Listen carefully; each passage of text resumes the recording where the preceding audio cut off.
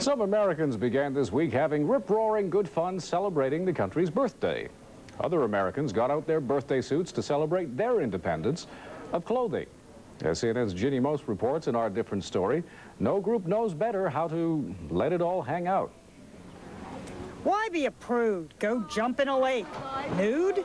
In honor of National Nude Recreation Week.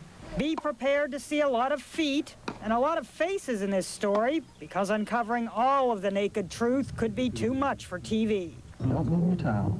To cover National Nude Recreation Week, we went to a nudist resort called the Rock Lodge in Stockholm, New Jersey, where we were met at the gate by a caretaker in a T-shirt and not much else. Sure, yeah. Nudism does have some obvious advantages.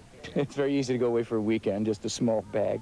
Getting up in the morning and just going outside. Don't even have to get dressed. Here at the Rock Lodge, you can play tennis, swim, fish, do anything you want in the nude. I mean, it's not like everyone's nude all the time. It does get chilly. Yeah. And we do get sunburned. This is Bear the dog. That's B-A-R-E. He wears more clothing than most of the people here do. There are also plenty of naked kids. Children are natural nudists. They love running around without clothes. The whole atmosphere seemed wholesome, sort of back to nature. The American Association for Nude Recreation invited us here to show what nudism is really like.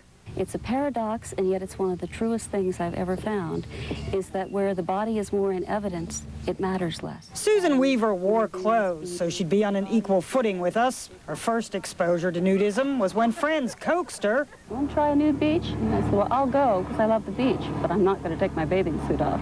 12 years later, she's a spokesperson for the American Association for Nude Recreation. The organization says its membership has doubled over the past decade to around 46,000. It's something I've noticed, because I've only been here about, 3 hours now. I find myself averting my eyes. Is that like, do you get over that eventually? Oh, yeah, definitely.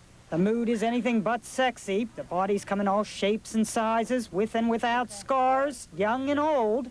At age 84, Earl still does laps around the lake. He and his wife first began swimming and hiking nude 50 years ago.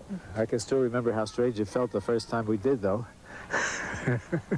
Now they spend much of their time living at Rock Lodge, occasionally inviting non-nudist friends. Do you get them to get their clothes off, or they don't? Some, yeah, Well, sure. some How do, about yeah. Sue and Dick and... Yeah, some of them do. People here tend not to be self-conscious, and they have a sense of humor about such things as hiking without clothes. We've had many a lost nude in the woods. That's why we don't recommend going out hiking, because you get lost and you come out on a road somewhere and there are houses around, but they're used to us. Our neighbors are very used to us, so they lead the nude back home.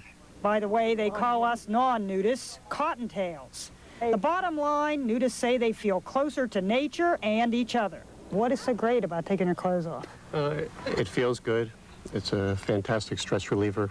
I feel really overdressed. You are. See, that's the problem. If you're in this situation where everybody else is naked, you almost feel like you're a pervert or something being clothed. So it's just. I feel like a flasher. Yeah. People on the crew are the only odd ones here today because you got clothes on. So join us afterwards. You'll see it's catchy. They sure caught something in the lake, but not us. Jeanne Moos, CNN, Stockholm, New Jersey.